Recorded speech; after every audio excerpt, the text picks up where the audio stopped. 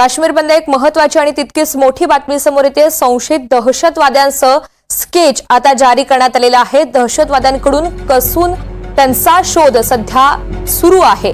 पहलगाममधील हल्ल्यानंतर सुरक्षा दल हे ऍक्शन मोडवर आलेलं आहे। या सगळ्या संदर्भात एनआयएचा तपास हा वेगानं सुरू आहे।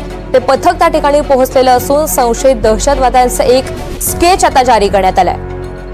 महेश बागल आपल्यासोबत आहेत अधिकची माहिती देण्यासाठी। महेश, पहलगाम येथे झालेल्या अतिरेकी हल्ल्यासंदर्भात आता एनआयएचं पथक तपास करत असताना त्या ठिकाणी हजर असलेल्या काही पर्यटकांकडून जेवढी माहिती त्यांना मिळाली आहे त्याच्यानुसार हल्ला करणाऱ्या अतिरेक्यांचं स्केच जारी करण्यात आलेलं आहे। आतापर्यंत 2 हल्लेखोरांची ओळख पटवण्यात आलेली असून यांचं स्केच जारी करण्यात आलेलं आहे। एकंदरीत पाहता हे हल्लेखोर स्लीपर सेल म्हणून ओळखले जात असल्याचा संशय एनआयएला आहे।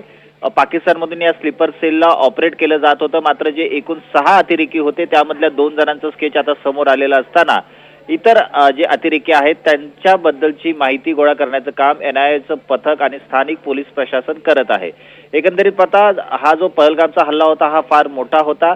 अचानक 6 दहशतवादी AK-47 घेऊन पहलगामच्या घटनास्थळी दाखल होतात आणि त्या ठिकाणी पर्यटकांना एका बाजूला घेऊन त्यांचा धर्म विचारून त्यांच्यावर गोळीबार करून त्यांना ठार मारतात। यामध्ये आतापर्यंत 26 जणांचा मृत्यू झालेला आहे, ज्यामध्ये महाराष्ट्रातील 6 जणांचा समावेश आहे। नवी मुंबई, कल्याण, डोंबिवली आणि पुणे येथील पर्यटकांचा समावेश आहे। त्यानंतर आता बारामुल्ला आणि उरी सेक्टरमध्ये अतिरेक्यांशी चकमक आर्मी जवानांची सुरू झालेली आहे आणि त्यानंतर या 2 अतिरेक्यांचा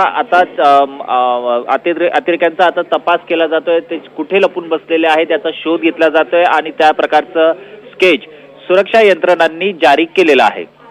महेश, आणखी एक महत्त्वाची घडामोड, काश्मीरच्या या पहलगाममधील दहशतवादी हल्ल्यातील एका अतिरेक्याचा सुद्धा फोटो हा समोर आलेला होता, ज्याच्या हातामध्ये AK-47 होतं।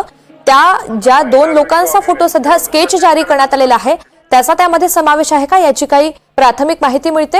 नक्की काही वेळापूर्वीच NDTV मराठीच्या माध्यमातून आपण जो अतिरेकी हातामध्ये AK-47 घेऊन अंधाधुंद गोळीबार पर्यटकांवर करत होता त्याचा पाठमोरा फोटो आपण NDTVच्या माध्यमातून समोर आणलेला होता। त्यानंतर या अतिरेक्याचाही शोध सध्या घेतला जात आहे। 2 स्केच समोर आल्यानंतर एक अतिरेक्याचा फोटोही समोर आलेला आहे आणि यांची ओळख पटवण्यात यश आलेलं आहे। इतर 3 अतिरेक्यांचा ओळख पटवण्याचं काम सुरू आहे। एकंदरीत पाहता हे जे अतिरेकी आहेत ते स्लीपर सेलचे सदस्य आहेत, त्यामुळे त्यांची ओळख पटवण्याचं जे काम आहे ते थोडं कठीण असल्याचं सांगितलं जात आहे। निश्चित, धन्यवाद सविस्तर माहितीसाठी।